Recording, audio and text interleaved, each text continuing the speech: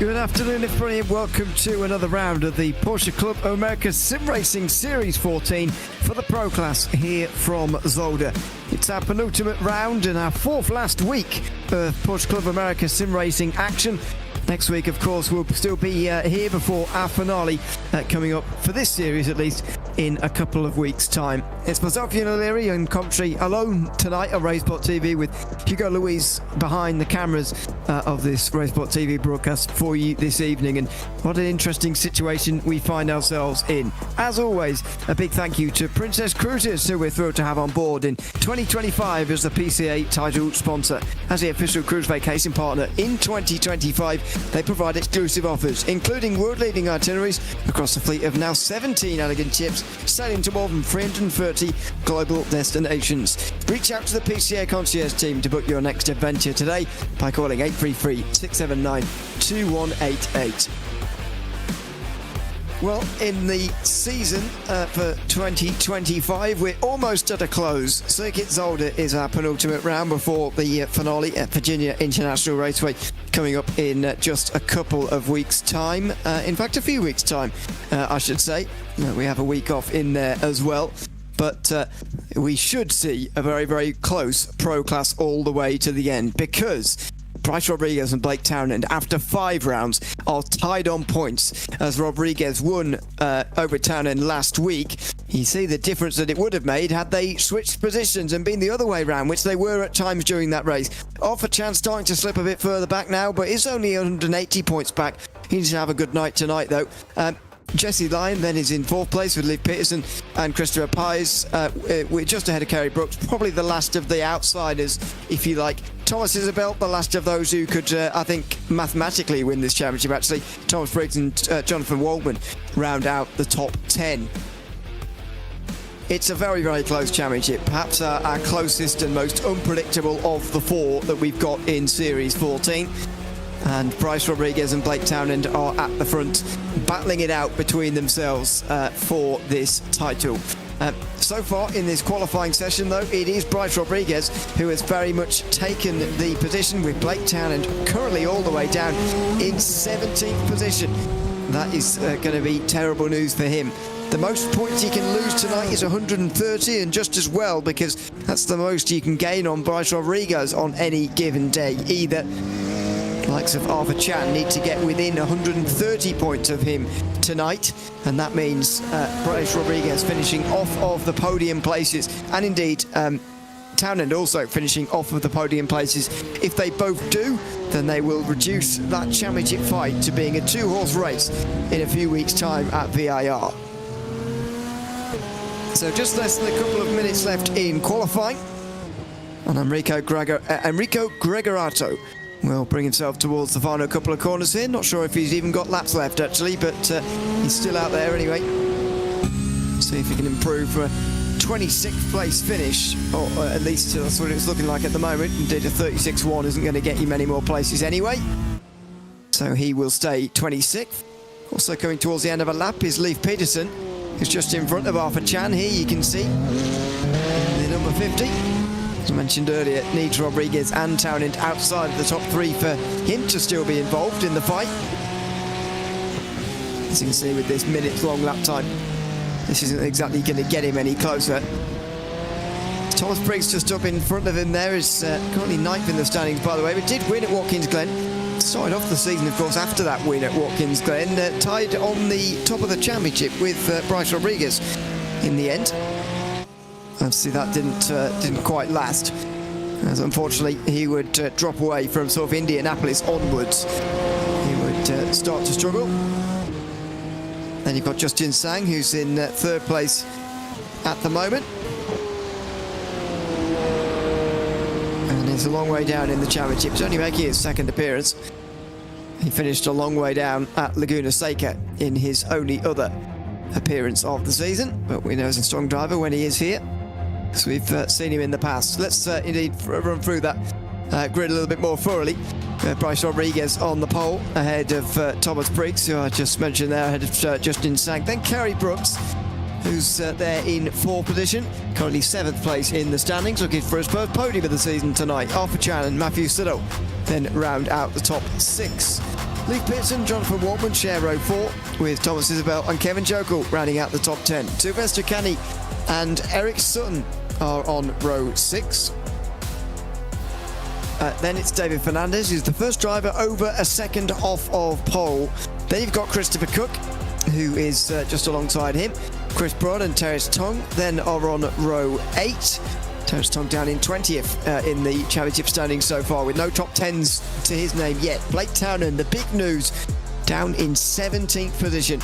An awful long way down for him. He'll hope that that's not his well, he'll know whether it is or not, but we're hoping anyway from home that that's not his pace, and that was just a poor run in qualifying, which is very possible around here, even in a solo session. Matthew Jokel finishes 1.3 seconds off the pole in 18th. Michael Patterson, Chad Henson then are on the last spots inside the top 20. James Hoofer, Mark Kudrowski on row 11, with Rodney Campbell and Jochen Bakker on row 12.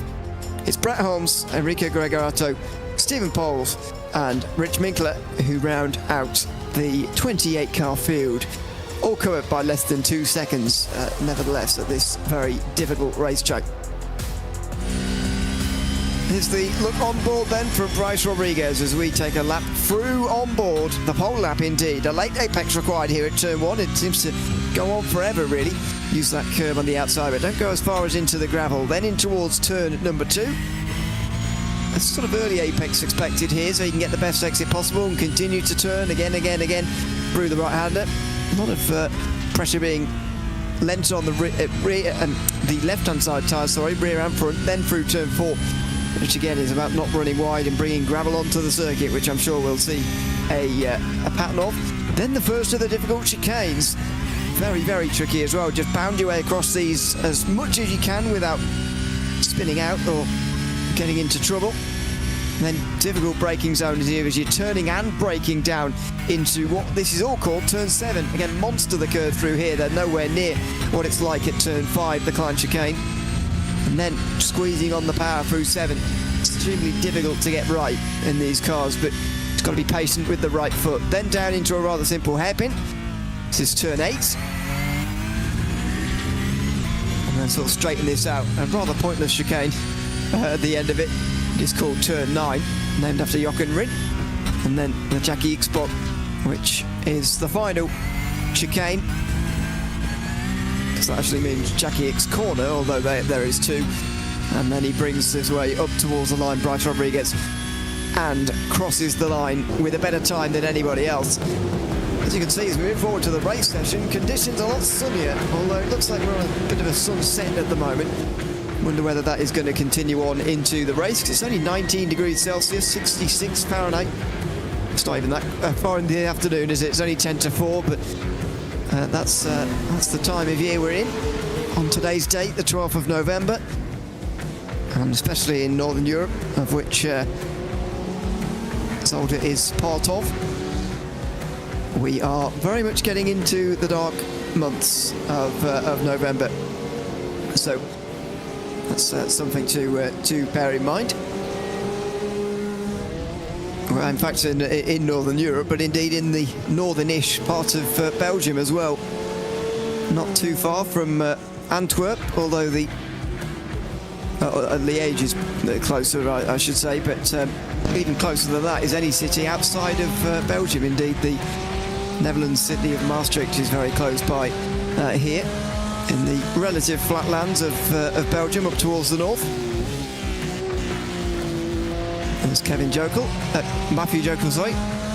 Kevin Jokel, of course, another feature of our broadcast here. I believe they're brothers, if I remember correctly, from the Connecticut Valley region of the US. I believe he's got a motion rig as well, but he's not moving very much. He's strapped in pretty closely, and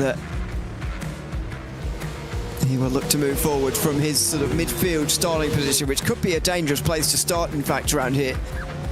It's a pretty tight first couple of corners, and it's the most flowing, I suppose, through turns 1, 2, 3 and 4, but it is not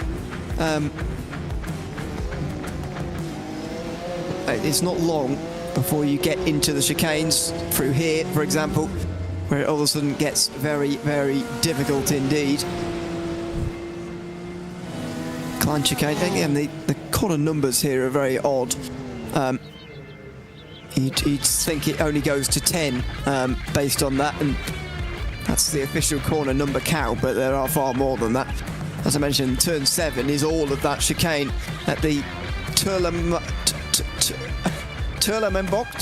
I can't speak Dutch very well, but as you can tell, but yeah, that section through turn 7 is all counted under one name. Despite the fact there's 4 corners down there, so whatever.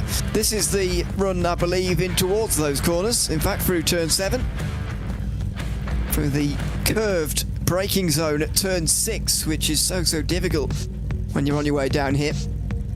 It's going to be one of the overtaking chances around this circuit, because there will not be very many. Qualifying and the session we've just seen, it's going to be a massive factor for the outcome of this race. Absolutely huge.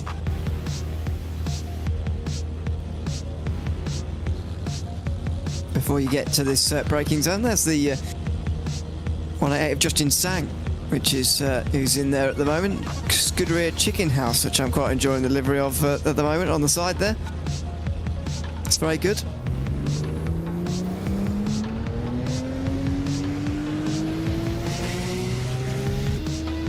Pace car now pulls away, as do the rest of the field. I don't know for sure, but I believe all of the 28 have gridded up and are ready to go. And indeed are on their way, because it's a very short formation of that. Not much time at all to get your car up to speed and up to temperature here in these cold conditions. Now overcast conditions as well here in northern Belgium. Sort of northeastern Belgium.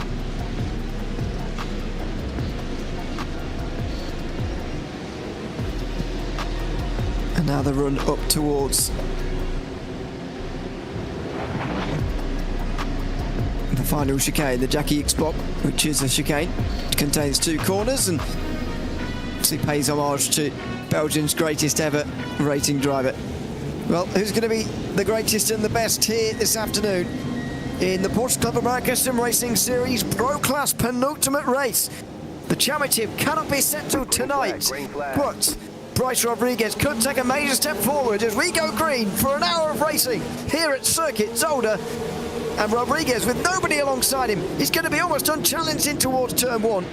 Sang alongside him gets extremely close, but no challenge really in towards the first corner, and Bryce Rodriguez leads the field around turn 2.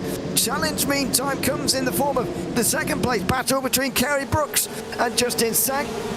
Sang on the inside line, outside, he's going to lose out here to Kerry Brooks, it looks like, in towards, oh, in big trouble on the way towards turn 4, and a couple of cars off the road. Blake Townend already looking to get into the top 10 here. I think he's gotten away from those troubles further in the background, and that's objective 1 done for him. Oh, contact and a big jump over the chicanes. First from Thomas Isabel, and then Matthew Sidon as well. They're nearly making, oh my word, look at this, dangerous in the midfield. Jonathan Watman tries to get involved, Sylvester Canny as well. In towards turn 7. There's another look down the inside. That might be from Townend, actually, who's trying to attack Kevin Jokel. It may not be him, in fairness, and it is, oh no, it is, excuse me. Jokel is under pressure, and Blake Townend, who is going to be in the top 10 by the end of lap 1. He's looking to save his season, and he is moving forward well on the opening lap. This is Jokel's view. He's been dived. Blake Townend's in the top 10.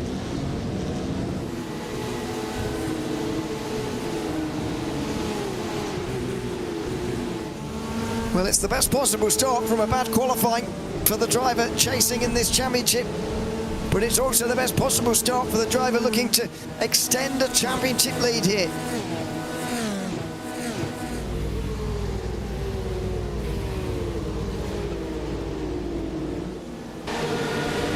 This is how it happened on that one. Oh, and that was so close. That is Townend there in the black and orange.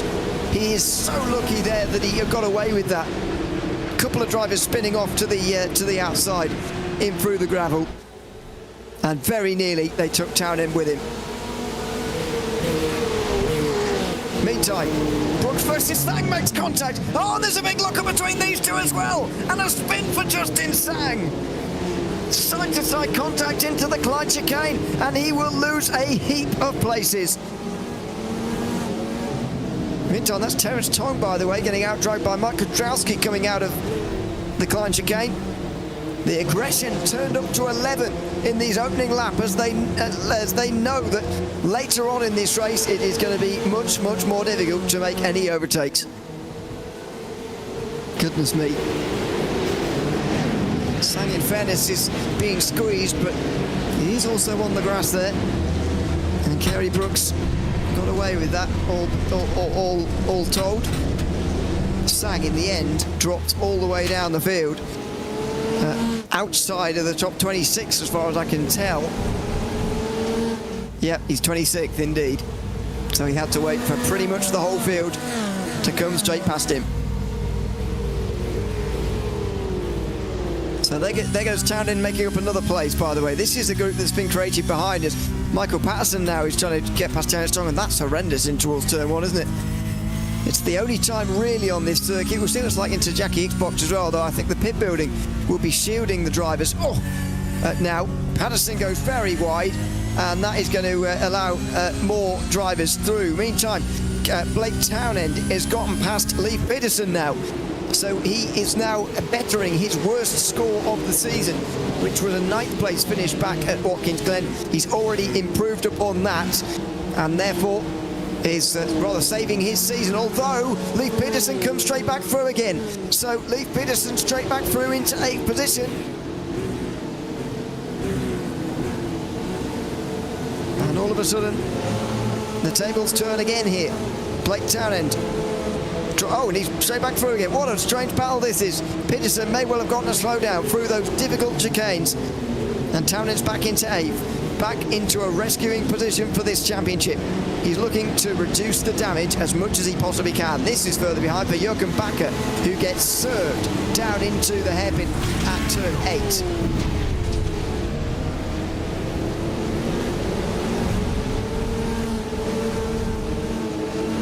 Not ideal down in the mid-pack, down at the back. It's been a very lively start though. Very enjoyable, but very lively to begin this race. And there's a little bit of gravel being kicked up in the background there. This meantime is Christopher Cook and Rodney Campbell, who was on the outside of him, and Terence Tong goes off. Cook goes for a spin. It's all happening through turn 1. And look at the gravel that's now accumulating there. Terence Tong adding to the pile. Christopher, and another spin. Christopher Cook was the one before. It's Terence Tong this time. Goodness me. Well, this is how it happened. This is Cook's spin on the inside line. And he therefore has dropped to 27th. Tong on the inside then steps on the power while his steering lock is too well engaged, and good avoidance. One side then the other for everybody there to be able to get through. But this is quite a group back here, and quite a start to the race as well.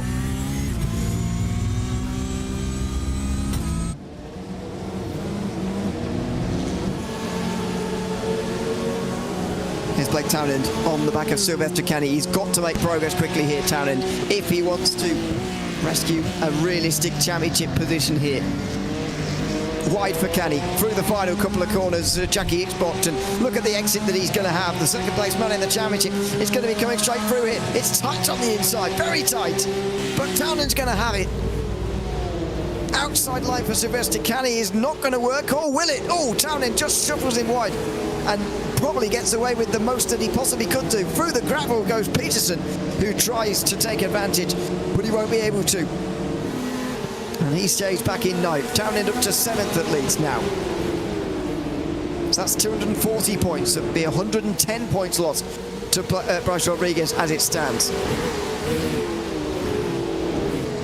It's worth reminding everybody actually that across the course of the 5 races we've had so far, they've had exactly the same results, these two. 2 wins each, 2 second places each, and 1 9th place each. It's remarkable that they've had the same results each time. Now that can't be continued tonight, but if they finish in the results in reverse order in 3 weeks as to what they do tonight, then I'm not sure what we're going to do. Gonna have to look up some tie-breaking rules, that's for sure, at the end of night 7. To most, because it was 7 races, I didn't think it was possible that they could have the same results all the way through, but it turns out you can. So there we go. After 5 races, we have had that. So that's remarkable. Side by side, just up in front of us here, Michael Patterson watching on as James Hoof tries to get up the inside and through into the final chicane. Not going to manage that. As Peterson, meantime, makes a place for 8th. This has been a much more lively start to this race than we could have expected.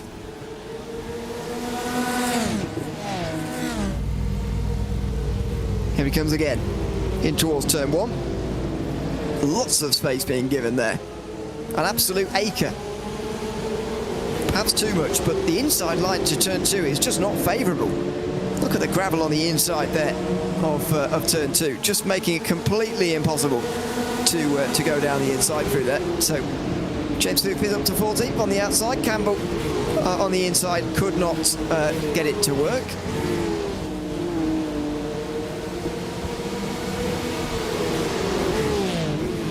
Now into the Clyde chicane. Again, this is where the very long group is. Oh, and a bounce and a bobble over the curves on the inside there.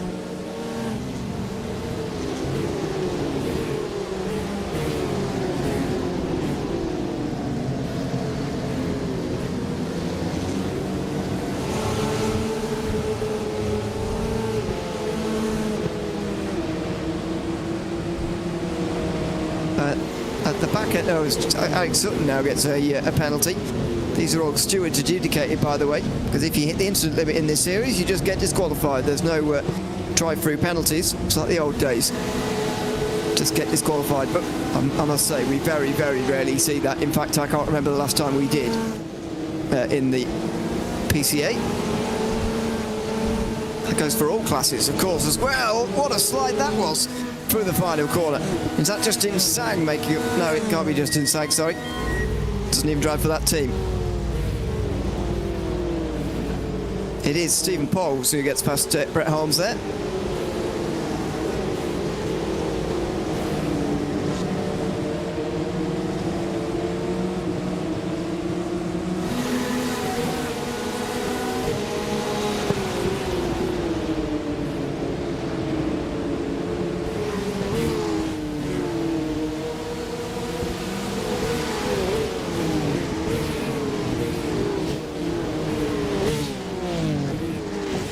Oh, and a spin up in front through the Clyde chicane. And this time it's Jim Hoof who goes around. Or James Hoof, as it is on there. It's called Jim in our timing. Don't know what the difference is, but he spins through the chicane. Oh, he was sliding on the way in, and when you're trying to gather it up through the first bit, you're never going to manage to get it back on the straight and narrow for the second part. Hoof goes around and to the back he goes. Meantime, Blake Townend has caught the next group. This is what his race is about.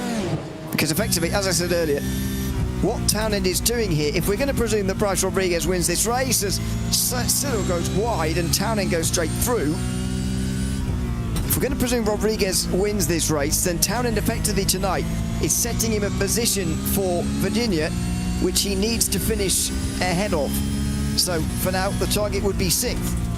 But the more he can advance that to even perhaps 2nd place, which is not off the cards yet, then the more difficult he can make it for Bryce Rodriguez on the final day in 3 weeks' time. What a season it's been of the PCA Pro Class. One of the very best in 14 seasons, I would argue.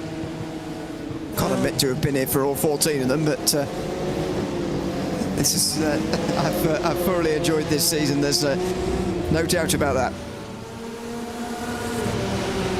Through turn 7 for Waltman, who's the latest to have to defend from Blake Townend, who switches from one side, then the other. Down the inside at turn 8. And he's going to go through. Waltman gives a lot of room, and Blake Townend returns the favour on the exit. But Townend's back in the top 5, as he has been on every occasion but one in the 5 races so far this season.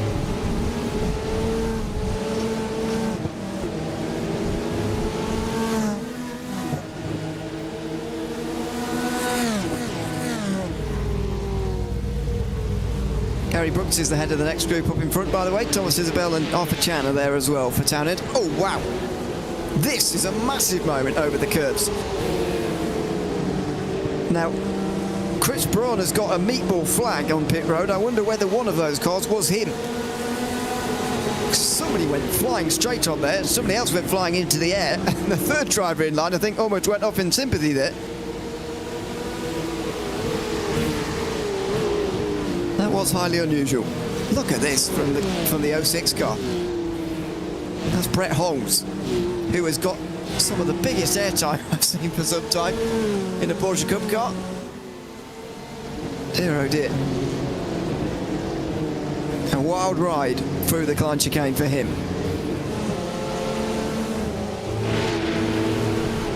This is like, real time, I should say, in replay. And Chris Braun, unfortunately, does not have the stopping power. I wonder whether he lost steering there, because he just went straight on into the wall. And he's got a meatball flag. He's not the only one who's down in the pit lane at the moment, by the way. David Fernandez is as well, and has been for minutes so far. And that is unfortunate.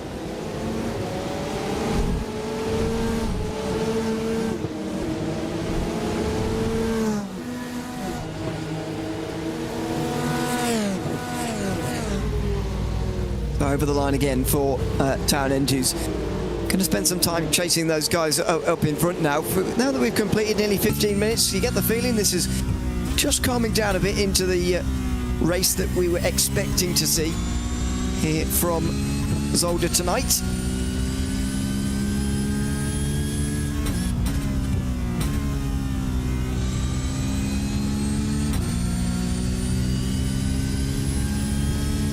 Siddle is going to try and follow in Townend's footsteps as well to try and get past Jonathan Waltman. We ride on board with Siddle here as well through the chicane, watching out for those curbs. They're so deadly through there.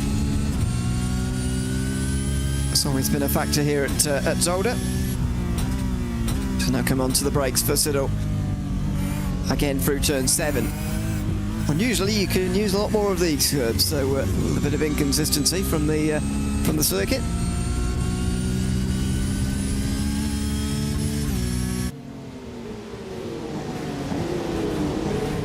Now into turn 8, and it's just got to continue plugging away at this really, because unless Waltman makes a mistake, then this overtake is going to be very, very difficult, dare I say impossible to manage.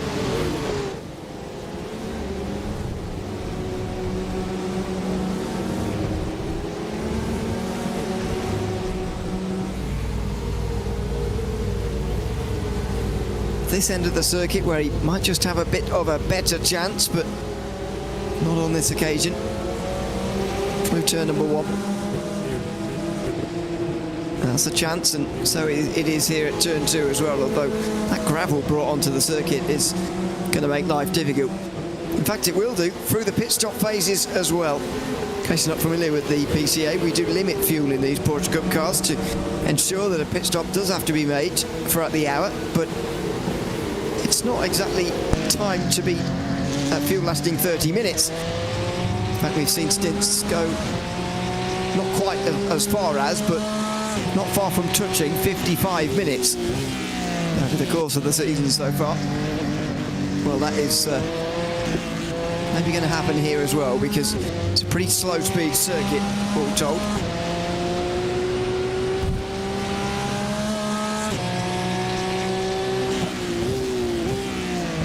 It's a circuit, though, it's worth remembering that we have seen Formula 1 racing here in the past a very long time ago. They can go around here about 1:14 and about 17 seconds slower than that. The Champ car used to come here as well on the way back in the day. That's what the lap record has come from.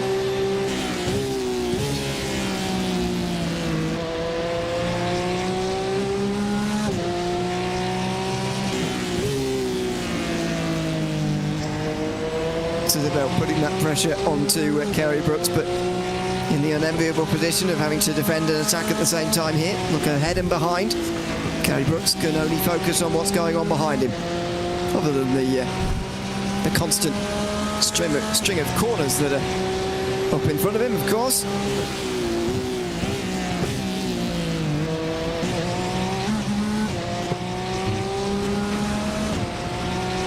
Somebody may have been off in the gravel again there through that Klein chicane, because look at the stones being brought all the way down here, all the way down the hill as cars sort of volley it along down towards the turn 7 chicane then.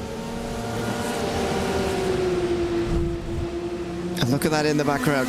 Blake Townend getting a lot closer, but the further he goes up the field, the more difficult these overtakes get, and we did see a small showing of that in the previous group. To be fair, Cyril made a mistake and he went straight through on him, but the pass on Jonathan Watman wasn't easy.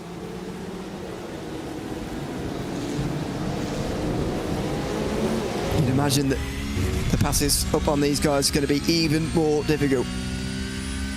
This is the view from Chan. Maybe stay on board for a lap here with the cockpit view. Not sure how zoomed out Chan is in his own field of view, but this is what a driver might see. Nice vision of turn 2 here. Can you see how they're just keeping right-hand lock on pretty much the whole way round here? It's a complete switchback of 180, further than that, isn't it? Further than 180 degrees, but anyway, it's a constant right-hander all the way around to this straight here, then the Klein chicane. Just got to nail the chicane without smashing over the curbs there. And that's very difficult to do, as you just saw there. And you'll see it again here. Watch how one-sighted he is to the curb, especially for the second bit. You can spot your first bit quite early, but the second bit, you're not really sure where it's coming from, and you've just got to follow the car in front of you, all while keeping an eye on that mirror. And he will just be gazing his eyes towards the top right of screen, because Blake Townend is closing right in. I must admit that mirror is zooming things in quite a lot more than is reality, because Townend's not even within half a second at the moment, and it looks like he's constantly about to have a dive down the inside. But it's certainly on Chan's mind, because he just did a little bit of a weave there to the inside. He's certainly looking up in the mirror at what is behind him.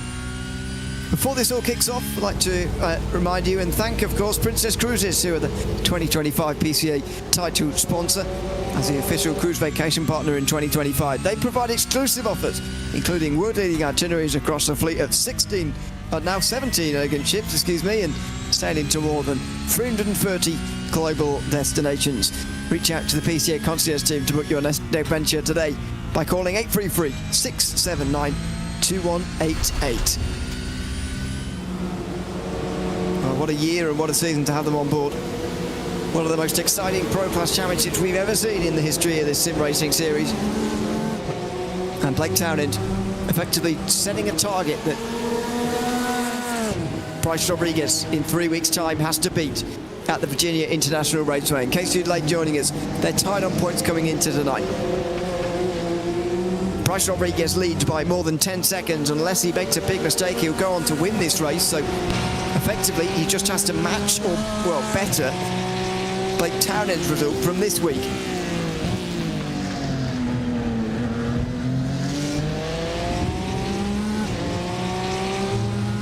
It won't come down to points necessarily, because if Townend doesn't win and makes up the points and it's a tie, then it's going to go in favour of Rodriguez on the tiebreaker. Going to have to ask some admins and stuff about what other tiebreakers may be if they end up with the exact same results the whole way across the season. There's no fastest lap or pole position points in this series anymore. I'm not sure there ever was actually in the sim racing series in recent times. There certainly wasn't the endurance team racing series that took place in early 25. And last 10th, it's worth reminding you, of course, that Kerry Brooks is driving for at the moment, did very well throughout that series of 4-hour races we held at the start of this calendar year. It's been a busy year for the Porsche Club America Sim Racing Series, and indeed our broadcast on Racespot TV. We thoroughly enjoyed them all. Still 8 more before the close of the year. And 4 of those are going to be championship finales. None of the 4 championships are settled yet, so do watch out over the next couple of weeks as to which are going to be settled and not, of course. Which ones are going to go to the very end? Well, looks like this one will. We pretty much knew that from the start, considering Rodriguez and Townend have been almost inseparable throughout the season so far. You can't imagine that's going to change now. More gravel on the circuit, this time at the final chicane here. Doug Atkinson's already on it, by the way. iRacing Sporting Code tiebreakers are used. So we'll have to get a tally at the end of this race as to who is where with that if we get to that scenario. Here comes Thomas Isabel, looks down the inside. He cannot get past Kerry Brooks this time. It's just that little bit of pressure alleviated upon him. It's just allowing him to attack Kerry Brooks a little bit more here. Arthur Chan not quite as close as he was before, as he's now occupied with looking forward and backwards. Isabel tries to get in the mirrors on the way down straight towards the Klein chicane, and there is Blake Townend, the one who's in everyone's head here. So they will believe, maybe even at this stage in the race, that he is favourite to get into second position and beat these 3. Oh, it's cut over the curves on the inside there, but they should get away with that. You can get away with a lot through turn 7, as I mentioned earlier. And they will do there. Here comes Isabel. Late braking on the inside at turn 8. Does he get it stopped in time for the apex? He certainly does. And a late apex from Kerry Brooks is going to be forced with nowhere to go because of that chicane, which just blocks you effectively when you're getting a better exit through there. He's going to go round the outside through the first part of the final chicane to get the inside at the second, but he won't do that. He'll go for the crisscross. Oh, he's not quite going to get the exit that way. Too early of an apex through the final turn. And so he will not get past Thomas Isabel.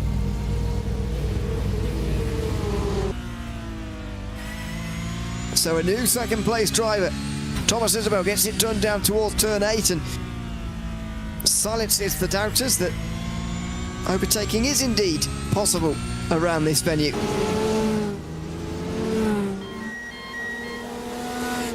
Here comes the first notable pit stop of the day, the first scheduled one. Having said that, there have been a few at the back actually. Still the top 21 though have yet to come in. Then again, not unexpected with the stage in the race we're at. That's a good exit from Arthur Chan, who's looking to strike Kerry Brooks quickly here. This will be the best chance to do it as well, with Brooks knocked back, having been overtaken by Thomas Isabel here. And Blake Townend as well has got to be, well, they've both got to be careful, I suppose, Chan and Townend, that Isabel isn't allowed to run away with this. Because that could very much happen in the next few moments. If they don't get past Kerry Brooks quick enough and they force him onto defensive lines that slow them all down. That definitely plays into the hands of Thomas Isabel, who now leads this group. Down the straight towards the final chicane. Slight miss to the apex there from Isabel. That's just going to bring Brooks back into it a little bit, although he's nowhere near being close enough to being able to overtake. Not at the moment, anyway.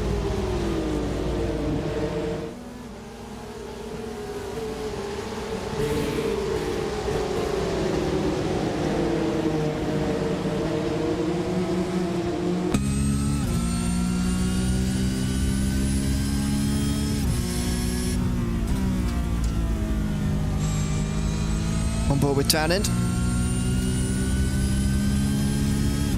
Oh, and there's someone stopped on the backstretch there. On the run towards is Chris Cook. Oh, locked down the inside from Townend. That was super late. Chan did not care because he turned in on the racing line and he betted that Townend would back out, and he was right, but that was a bit of a risk.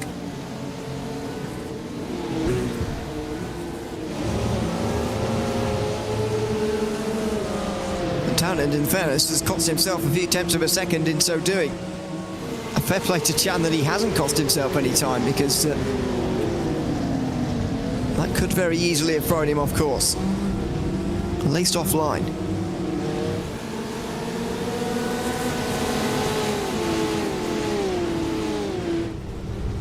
Oh no, that is not a conventional pit entry from Thomas Briggs, who had a great start to the season, but I'm afraid it's falling apart in recent weeks. Just one top 5 finish since his race win at Watkins Glen, and that is a very unorthodox pit entry. I wouldn't be surprised if race control have a look at that. Meantime, Kerry Brooks is at the back of the group now, with Chan and Townend both going past.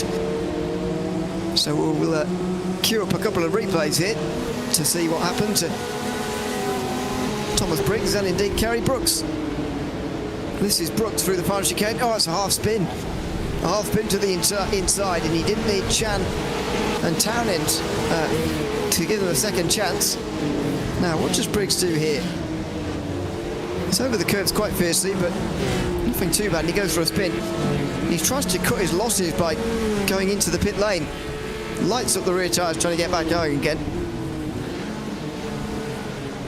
And that is not expert driving. It's certainly not following the rules of the road.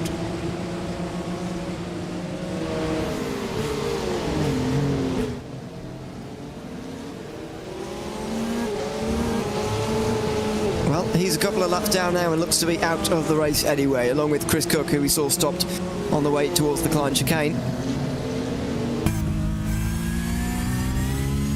A number of battles happening out there on the circuit at the moment. Chad Henson just in front of Michael Patterson here.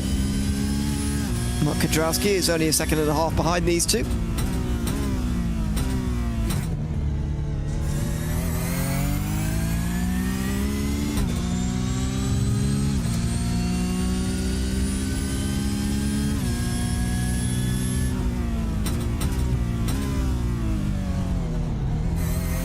Bit wide there from Henson, and this is going to be a chance for Patterson surely, as he takes the late apex and the run towards the start finish line. Too far away on the brakes though. As close as he is not close enough. Eric Sutton now has got a meatball flag. He was already a lap down. Looks like he's had further trouble, and indeed maybe another accident in this race, sadly.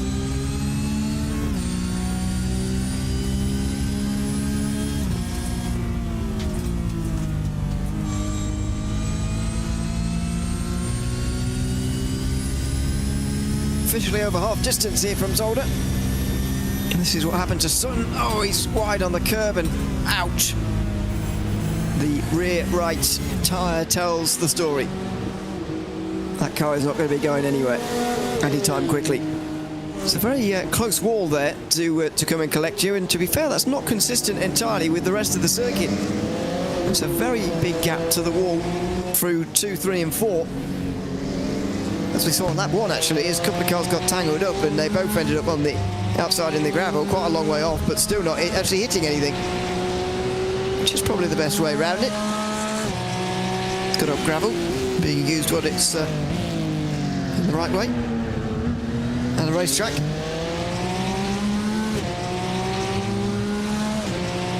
Oh dear, Stephen Poles struggling to stay connected briefly there. As James Hoof applies the pressure to him. Seems that the internet connection feeling more pressure than Poles is right now. In this battle for 15th place between these two.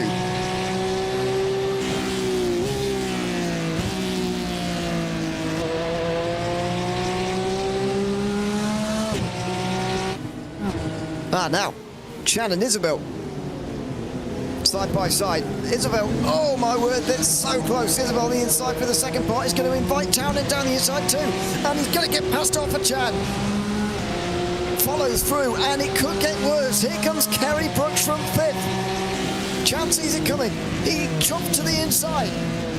Lates on the brakes and very nearly hits the car in front, but Brooks is not going to be given the room on the outside. At least he thought he wasn't. Chan did give him the room in the end.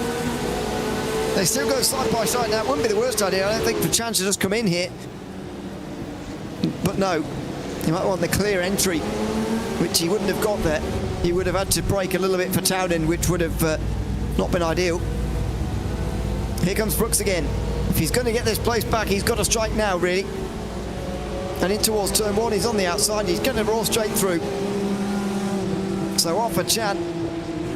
In the scope to be second, in the attempts to be second, has dropped all the way to fifth. That's exactly what can happen in these types of groups, unfortunately.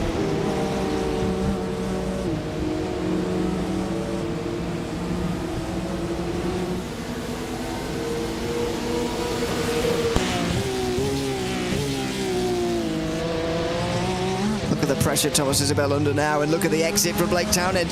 Is he going to learn from the previous battle and think it's not worth it, or will he go for it into turn 7? Is this all posturing? It looks like it might be. He backs out, although Isabel's forced onto a different line anyway.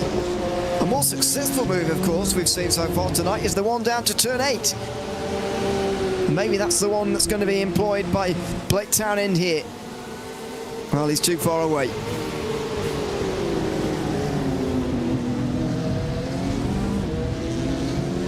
That might have been what he was trying to size up here, but just not able to do it.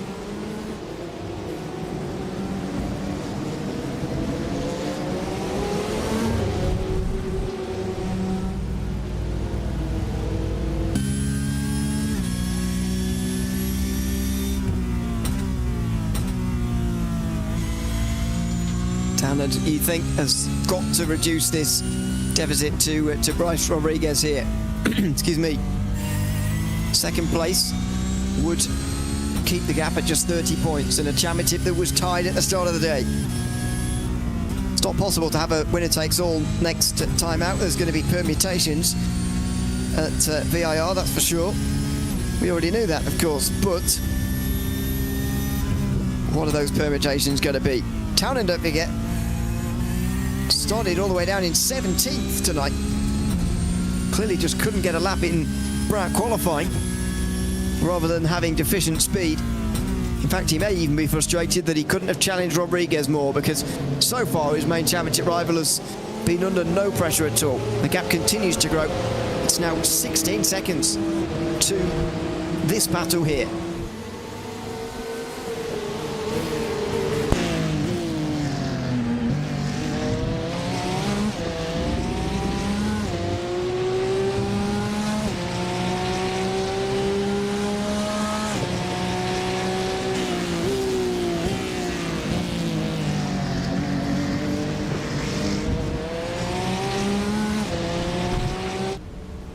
Oh, spin in the background. This is at the Klein chicane again for Stephen Poles, who is the latest to go around. He'll probably vault over the curbs in the process as well, I would imagine. Wide through the first pit. No, not too much actually, but on a slightly strange line, and goes all the way around. Again, with the space you've got on the outside there, you can get away without hitting the wall. Thankfully, Poles has done that, although he's now over a minute off of the overall race lead.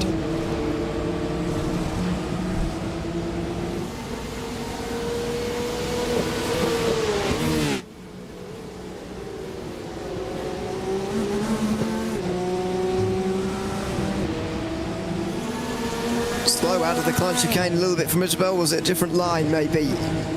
Looks like the latter.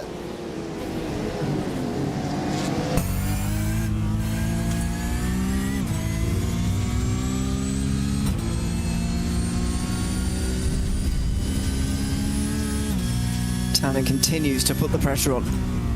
He's certainly got through Brooks and Chan in a timely manner here, because Thomas Isabel is definitely the quickest of the other three, apart from Townend, who's obviously quick as well.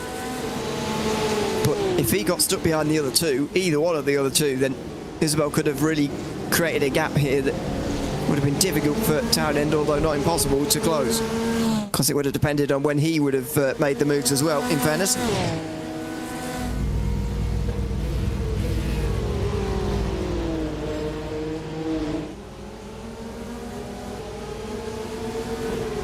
So not many pit stops happening just yet. 20 drivers still to come in, the top 20. And that's probably because of the traffic situation, especially if you're out front here. You do not want to be putting yourself behind anybody you don't need to.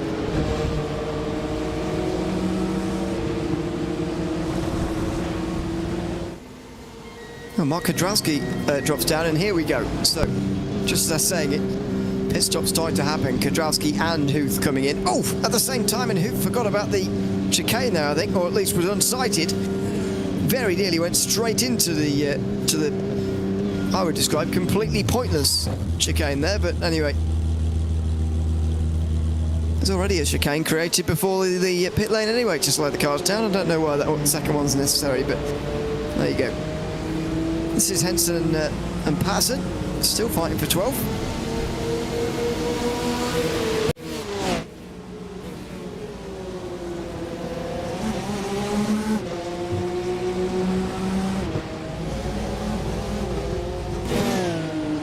Pace car. Was that somebody stopped on the pit exit there? I think it was the pace car, as Henson again defends into the chicane. Now, see, pit exit's going to be very interesting here because there is that gravel still all over the place down there, which hasn't really been cleared by anybody because there haven't been very many pit stops so far. So I think it's going to become a bit clearer when the leaders eventually come round, but every time someone goes off there, they rejoin the circuit, line the pit exit with a little bit of gravel. Sylvester Canny now responds to those stops. And that's how this is going to trickle through, really. It's going to slowly trickle further up the field as far as the stops are concerned. It's happening now. One of Henson and Patterson are in. It's Michael Patterson, sorry.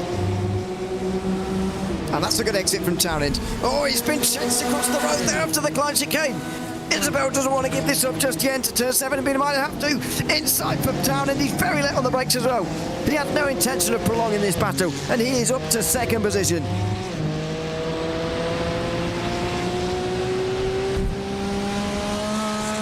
A decisive move at the right time for Blake Townend, who is going to make next week very, very difficult indeed for Bryce Rodriguez. He's limited the damage as best as he could.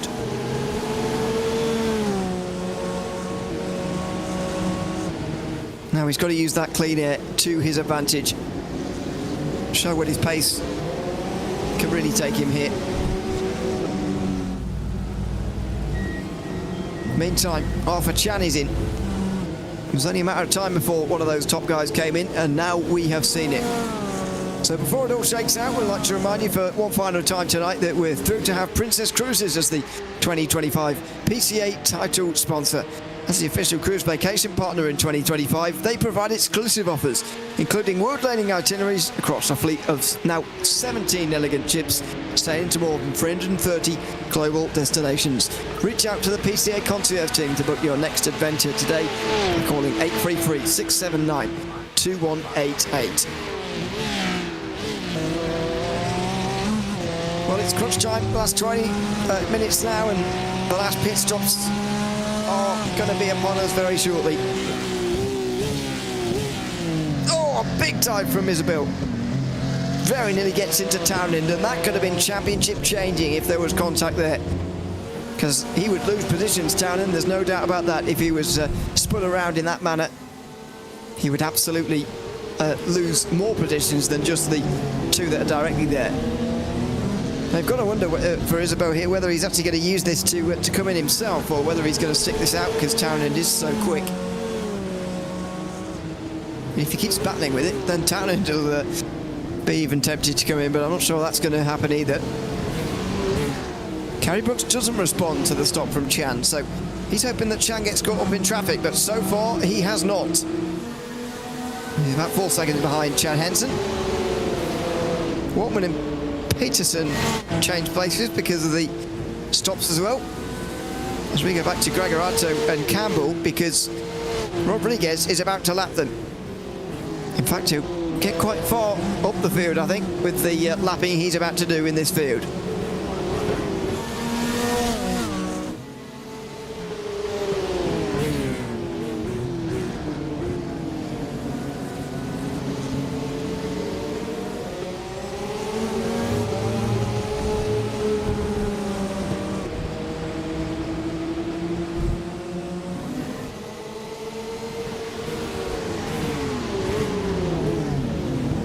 wide, very wide from driver in front of Gregorato there.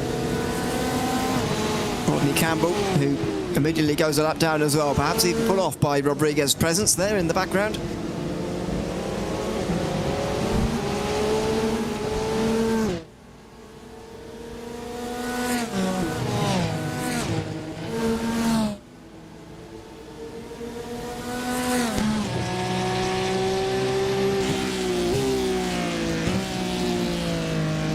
This is Huth, meantime, on the back of Mark Kwiatkowski, as Blake Townend comes in. Interesting call with Gary Brooks as well. So we are going to be getting to the end of these fuel stints anyway, but interesting that Townend is one of those to kick it all off here. See if Chan has made any headway and he's any closer to these guys. As on the top of your screen, that battle continues into the Clyde chicane. There's defending going on here, but not much chance of a move.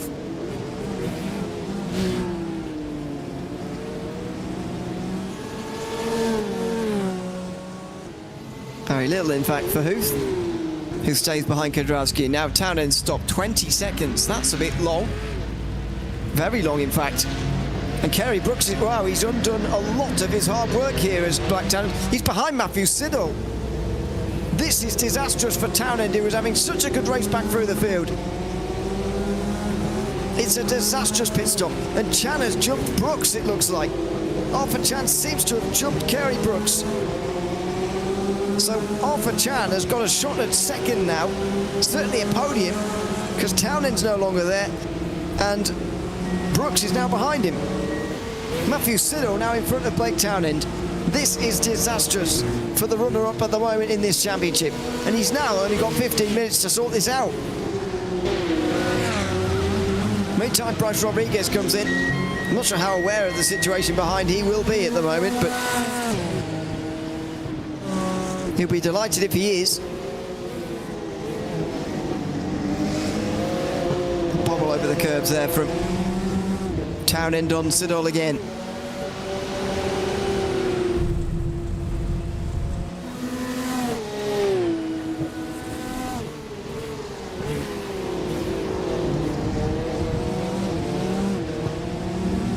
At the moment, he is set to be 6th unless Chad Henson will be any closer to them. I don't think so. I did note in the previous stint that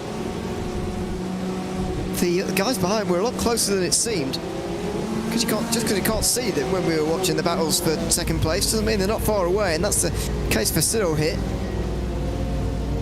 So where's Waltman even? Waltman might even get out in front, although he's obviously taking a very long way around the pit exit here. So there he is, those headlights in the background. So Townend will be 7th. Henson will be in front of him. 17 places made by Chad Henson tonight. Unbelievable effort from him. He's ahead of Chan and Brooks here. He's been absolutely on the move. Having said that, he has not stopped yet. I should have noted that. First of all, he has not stopped yet, so it will be 6th at the time for Townend. That will be a loss, by the way, of 100 points to Bryce Rodriguez, who would only need a top 5 to be absolutely safe and secure as champion at VIR next time out. That's to come in 3 weeks' time, by the way. Join us again on the 3rd of December for that. Should be fantastic.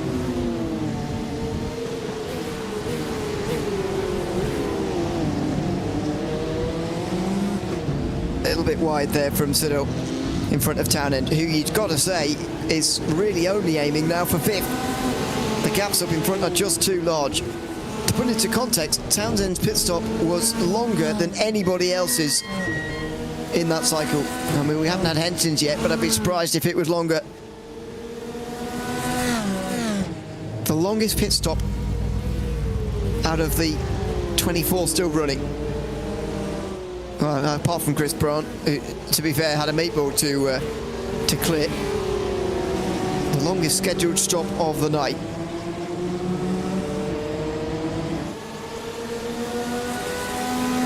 What a topsy-turvy race it has been for him. Blake Townend.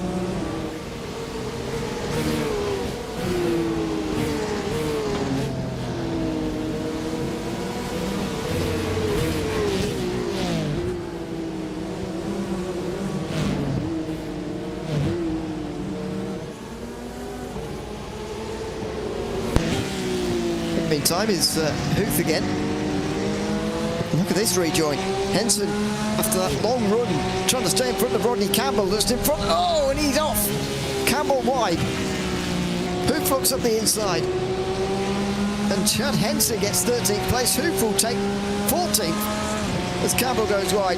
Must be even, still can't see him. Here he is. He's going to be squeezing. And Campbell stays in 14th. Mark Kudrowski now is within a second of them as well. This is a sort of reformation of that group that we saw earlier on in the race. But we're not 12 minutes into the race anymore, we're 12 minutes from the end.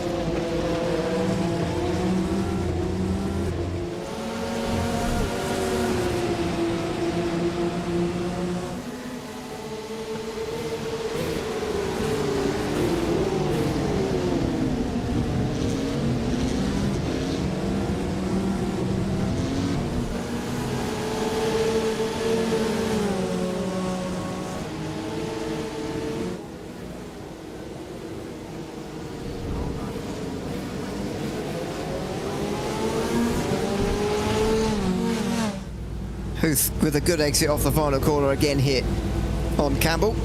He'll try and use it. Down inside he comes, and through he goes.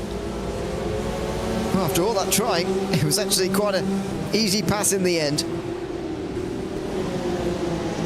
I'd imagine Blake Townend would wish it was just as easy for him, but at the moment it's a struggle. And you wonder whether those are his championship chances going away from him here. Coming into tonight, by the way, the next closest driver was Arthur Chan at 180 points back. He needed Bryce Rodriguez and Blake Townend to be off the podium tonight, but that's not going to happen unless there is a big change and a big turnaround for Bryce Rodriguez's fortunes in tonight's race.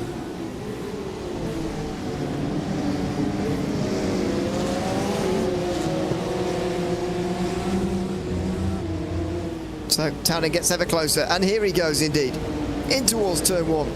And he gets the place from Siddle. That's where he passed Siddle first time round, of course, when Siddle made a mistake. That was less of a mistake from what that looked like there, but more of a legitimate pass from the driver who will be second in the championship tonight.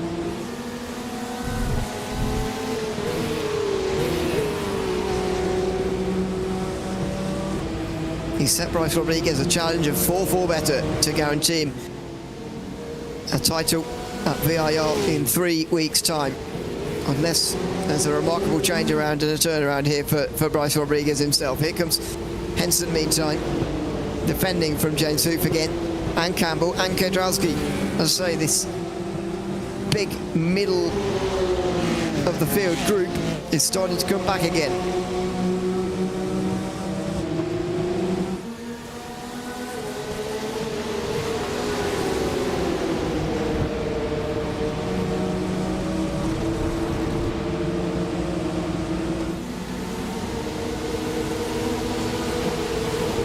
Kerry Brooks is off for some reason. Now, oh, he's gone for a spin through turn 8. A gift to Townend, who's now to 4th position, and a nightmare for Kerry Brooks. He defended so well and was running on the podium for so long. But here it comes to an end as just a simple spin out of turn 8, getting on the power too soon, and he's gone. Goodness me.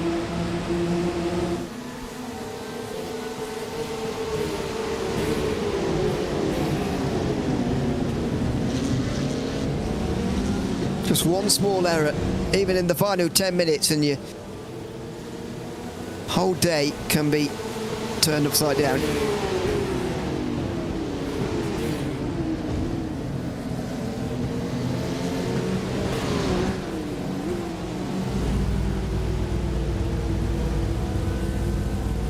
Well, Henson continues to defend here. Behind him now, it's an even larger group. Huth, Campbell, Kudrowski, Patterson and Gregorato are now here as well. But luckily, he has only got 8 more minutes to defend for.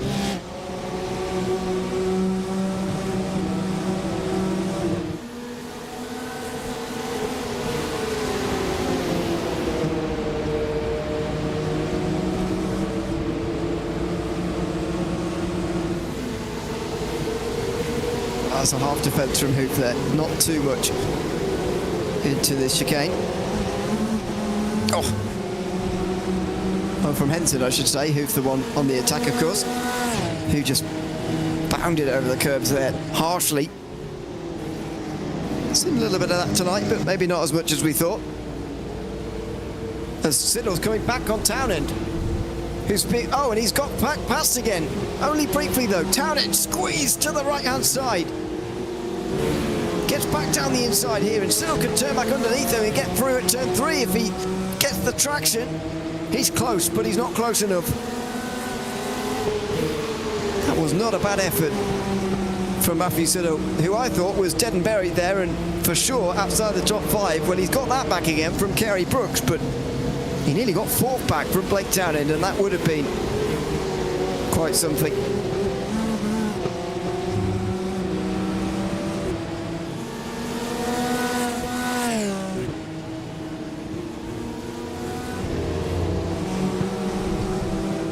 Big slide from Hoof as he tried to get past Henson. And here comes Rodney Campbell round the outside. He gets to 14th. And Hoof has got to be careful that that backward sliding does not become unstoppable. As the 3 behind begin to queue up. Kudrawski next.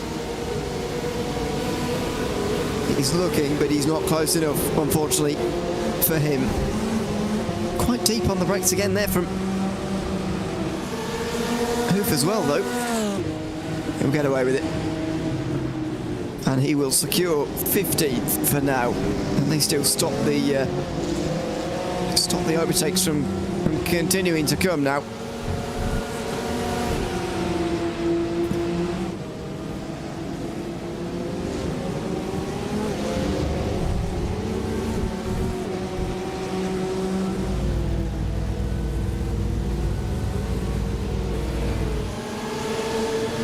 Side by side again in that group.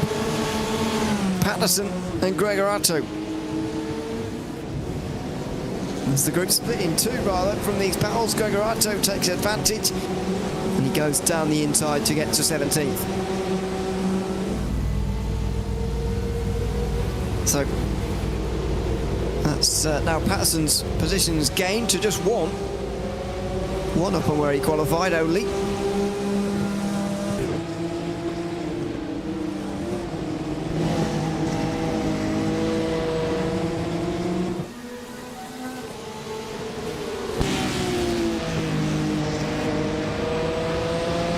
Campbell now in the middle of this trio, really. It's split off into 2 trios.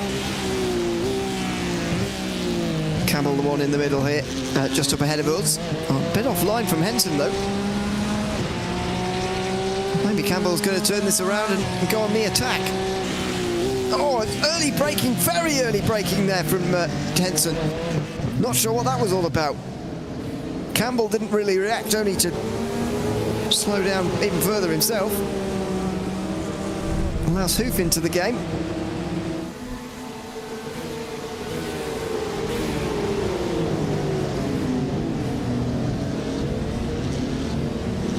He too can't make a difference for the moment on what's going on in front. Can he meantime pass Justin Sang, who's outside of the top 10 now?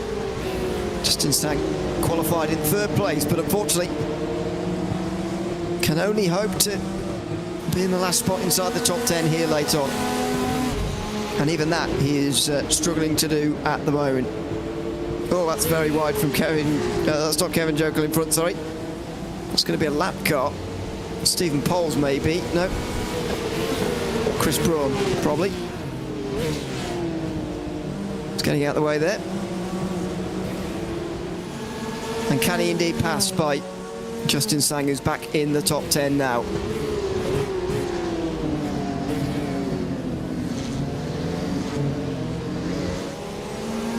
It's a relief for him.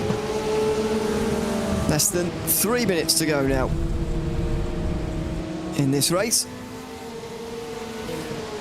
And Bryce Rodriguez has dominated, it's fair to say. He started to lose some time late on here to Thomas Isabel, to be fair, but when you start with such a head start, You're never going to be caught in a field as close as this. Don't forget, by the way, we've got all 4 classes here at Zolder over the next couple of weeks. So the club class returning tomorrow, sport class this time next week, and the challenge class to round off the round on next Thursday as well. So a lot to look forward to before the VIR finale. All live here on RaceSpot TV, as always. Less than 2 minutes to go. Rodney Campbell trying to get past Henson still. Can't do it again.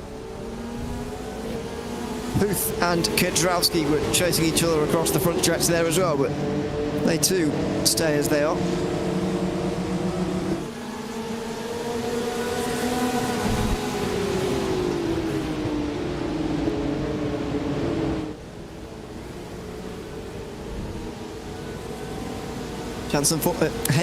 Chad Henson forced on the defensive again into the Klein chicane. Campbell alongside, but he didn't quite turn underneath there for the second part, and now he's going to be exposed to Huth on the exit.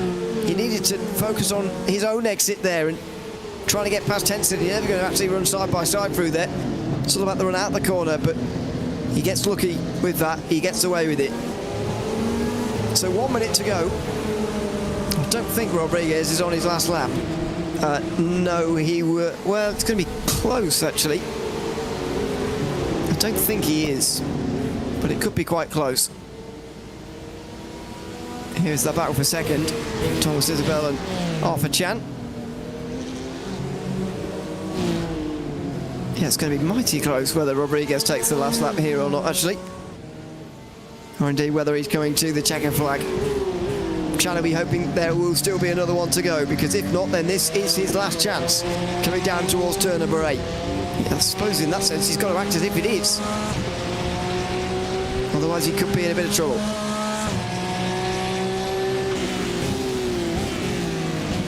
Outside for turn 8, and it will be the last lap. The checker flag's waving for Bryce Rodriguez, who's putting himself into a definitive championship lead. He's one step closer to winning the Porsche Club America Sim Racing Series 14. And Townend down in 4th. His lead will extend to 70 points as Arthur Chan tries his best on his last lap. Can't get past Thomas Isabel quite. He'll be very pleased indeed with that. Townend down in 4th. As I say, 70 points will be the margin. Further behind, there were changes here. Campbell still under pressure from James Huth. Oh, and in the background, Kedrowski. Oh, and contact and off. Kedrowski off. Gregorato will take the place. And so will Patterson. Jochen Bakker has now joined them as well. Bakker might well take places as well here if he's close enough on these last laps. Kedrowski gets on the road just in front of him, though. There's the extra set of headlights behind there. More changes at the line. Jokel gets past Justin Sang. Can that be? Yeah, Matthew Jokel in front in 11th place. Kedrowski meantime, a bit slow through the final chicane. Just back up, approach and get past on the run to the line. I think that was quite a close photo finish, in fact. Over the line. It was 0.2 of a second. The headlights slightly fooling me there, but Bryce Rodriguez, the winner here tonight from Zolder. And it was comfortable as well. He takes it by 17 seconds in the end from Thomas Isabel, who had to fight to hold on from Arthur Chan at the end there.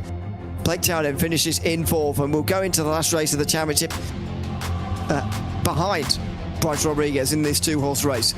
Matt Siddle rounds off those in the top 5, with Jonathan Watman, Kerry Brooks, Lee Peterson, Kevin Jokel and Sylvester Caddy inside the top 10. Changes late and low down outside the top 10 for Matthew Jokel, getting past Justin Sang. Chad Henson ended up getting just about in front of Rodney Campbell in this massive group that also contains James Huth, Enrico Gregorato, Michael Patterson, Mark Kedrowski went off on the last lap as well as Jochen Bakker as well. Terence Tung rounded out the top 20. Rich Minkler, the last driver on the lead lap, an impressive number to be fair considering the circuit. Stephen Pauls, Brett Holmes, Chris Braun, the ones to get to the end, being a lap down. Eric Sutton, Thomas Briggs, Christopher Cook and David Fernandez did not get to the end. Let's go the wrong way up the podium this time, shall we, since Bradford Rodriguez is not there yet, and chat to Arthur Chan, who finished his third tonight. Arthur, welcome in. Good to have you with us. Congrats on finishing third tonight. The battle really was for second place that you were involved in. Just tell us what that was like to be involved in at a circuit that is traditionally not so easy to overtake on. Yeah, that was definitely tough at the end there. My only task was to keep the pressure on Thomas Isabel and see what I could do. I had really good pace tonight, and I've been telling people this week that this track is the nearest thing to an autocross course or an auto solo course, which is my real life hobby. So it really suited me, so I found I had really good pace. But no, congrats to Bryce and Thomas. Thomas especially, I know he moved up a ton of positions, and I just got caught out. I had a couple of opportunities to get some overtakes and ended up getting boxed in. But at the end of the day, third place is exactly what I needed. I always just had half of an eye on the series championship, and I really just needed good points. Yeah, at least to shore up third place, although the overall title goes out of reach. How do you feel about the championship situation now, with all of your races but two finishing inside the all of them but one finishing inside the top five, and this being your third podium of the season? How pleased are you with the campaign so far? I couldn't be happier.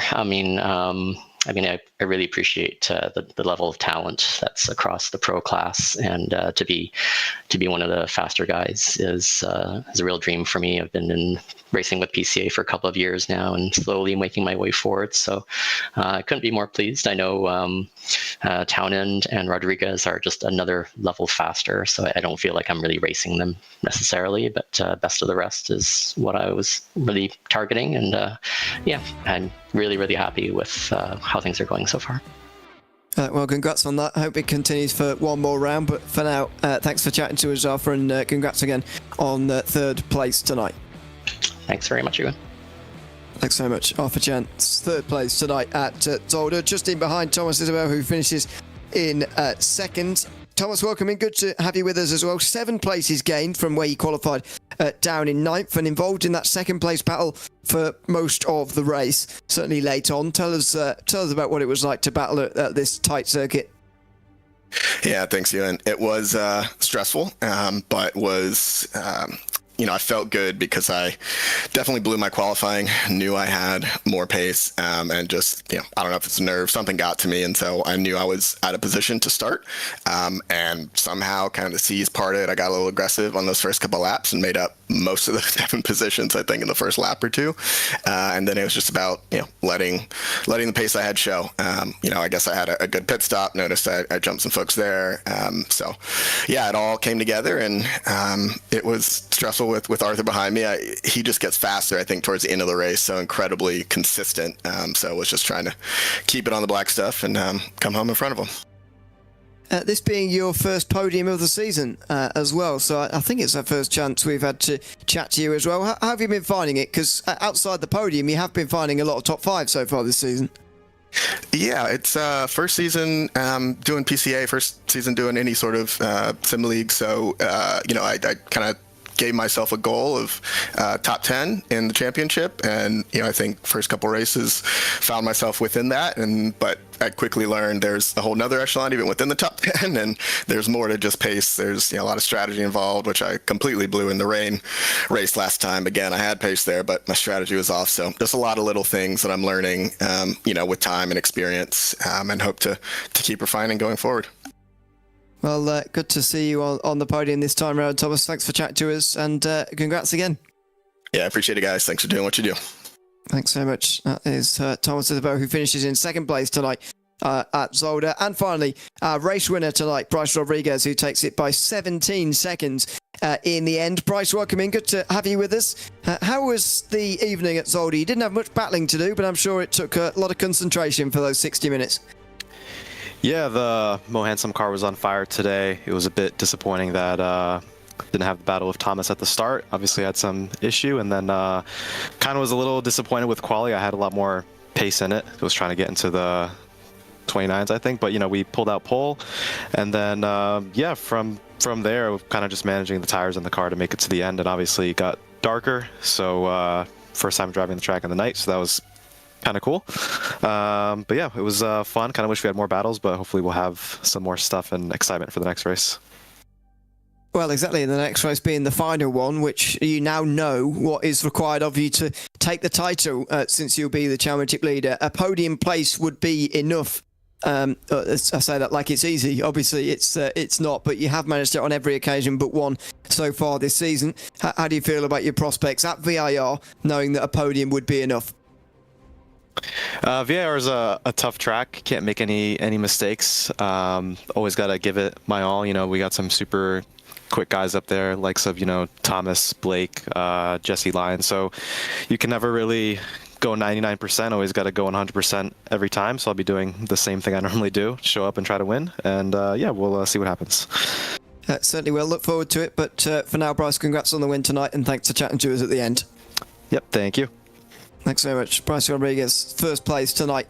Another time this season, his third of the season, and indeed that's back-to-back for him now as well.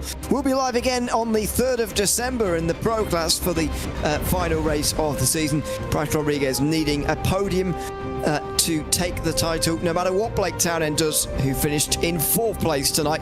He'll be disappointed, first of all, with qualifying down in 17th, but also that pit stop, which cost him so dear towards the end of that race. Big thanks to everyone who's been tuned in tonight. I've been Neil Leary in the RaceSpot TV commentary booth with Hugo Louise behind the cameras. We'll all be back tomorrow night for the next round of the Club Class from Zolder. Hope to see you then, but from all of us for now, it's goodbye.